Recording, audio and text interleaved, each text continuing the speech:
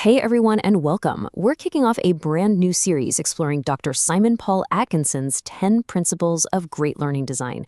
Over the next 10 explainers, we're going to break down each one, starting right now with the very first principle. And you could argue it's the most important one of all. I mean, come on, we've all been there, right? You're sitting in a class, or maybe you're grinding away on some assignment, and you just can't see how it connects to anything.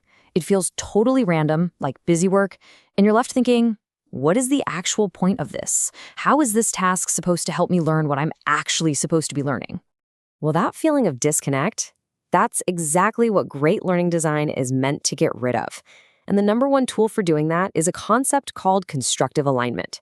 Honestly, it's kind of the secret sauce that makes learning feel purposeful, logical, and way more effective. So, what is this thing exactly? Well, constructive alignment is a design principle that's used pretty much everywhere in higher education course design, even if people aren't always thinking about it by name. It's all about making sure there's a super clear, direct line between what you're supposed to learn, the activities you do to learn it, and how your learning is ultimately graded or measured. At its heart, it's a really logical design process. First up, you define the big goals, what we call the intended learning outcomes, or ILOs for short.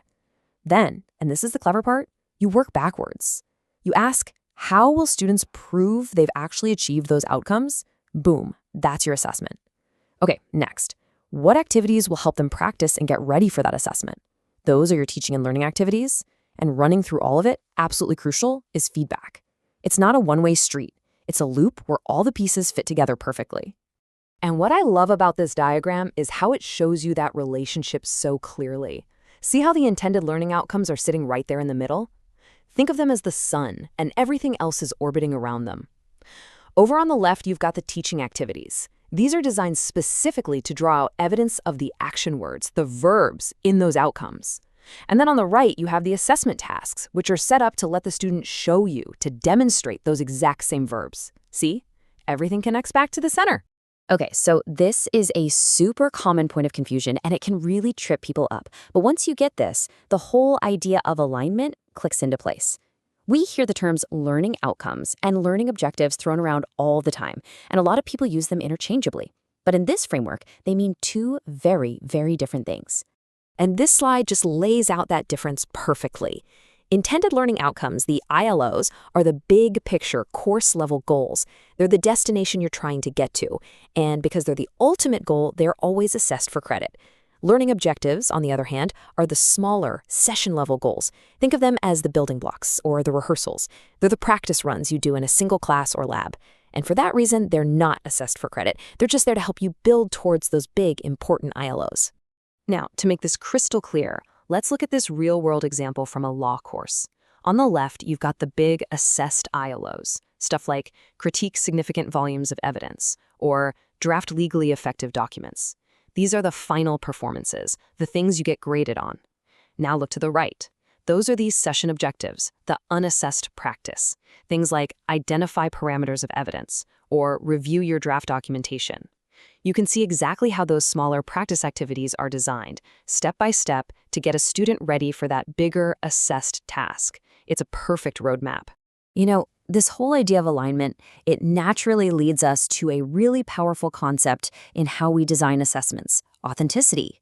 I mean, if our goal is for students to demonstrate real, usable skills, then our tests and assignments need to look a lot more like real-world tasks.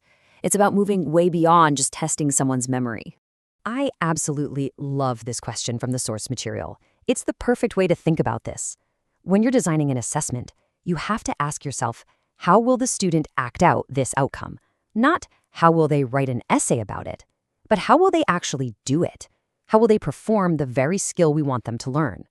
And when you start thinking that way, it opens up a whole world of richer, more meaningful ways to assess learning. Instead of just essays and exams, you get things like portfolios that show growth over time, presentations that test communication skills, case studies that demand real problem solving, or even complex simulations. A future journalist might do a timed writing exercise. Why? Because that's an authentic skill in their profession. And this, right here, is why the traditional 3-hour closed book exam so often falls short. I mean, think about it. Can you really assess a student's legal advocacy skills or their ability to properly install a sheet of glass In that kind of format? No way. It's just not possible.